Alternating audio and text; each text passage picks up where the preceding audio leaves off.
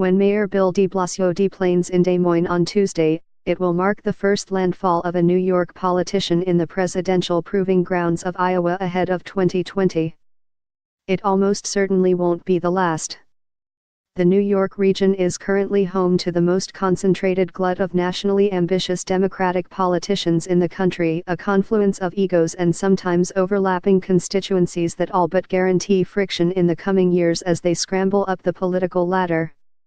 Senator Kirsten Gillibrand has built a national following for her opposition to President Trump, so much so that he attacked her personally on Twitter last week. Andrew M. Cuomo is running for a third term as New York governor next year and has become increasingly engaged and outspoken on federal affairs, especially on the looming tax bill. Just next door in New Jersey, which overlaps with the influential New York City media market, is Senator Cory Booker, who recently campaigned aggressively in Alabama and who is on almost everyone's list of possible contenders. Even 44-year-old Senator Chris Murphy of neighboring Connecticut is featured highly on some lists of 2020 possibilities.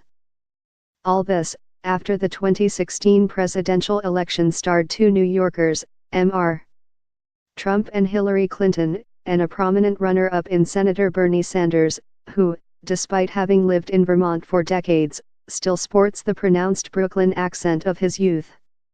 Any of these people from New York with dreams of being in the White House would do themselves a favor if they understood that there is a lot of distance between Times Square and the State Fair in Iowa, said Alice Stewart, a Republican political strategist and veteran of past presidential campaigns.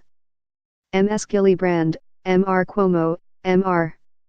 Booker, Mr. Murphy and Mr. de Blasio will almost surely not all run for president simultaneously. None of them is openly talking about running yet, and I'll brush aside such questions for now. Mr. de Blasio, for one, is headed to Iowa even before being sworn into his second term as mayor, which he has repeatedly pledged to serve out. But even if he is not a candidate himself, Mr. de Blasio has made plain his desire for a national bully pulpit that so far has eluded him, sometimes to an embarrassing extent. His efforts to organize a presidential forum in Iowa last cycle, for example, flopped when no one would agree to attend. I want to use my voice to support change in our party and in our country, Mr. de Blasio said in a radio interview last week. Some political watchers from states where the nation's cable networks aren't headquartered wonder why so many New York area politicians feel so entitled to be heard across the nation.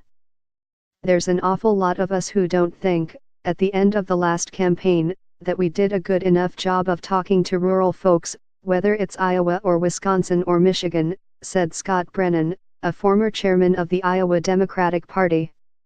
If anything, that becomes a bit of a concern for people from New York. But as Hector Figueroa, the president of a chapter of the Service Employees International Union that counts more than 150,000 members across 11 East Coast states, put it, any New Yorker always thinks New York is the center of the universe.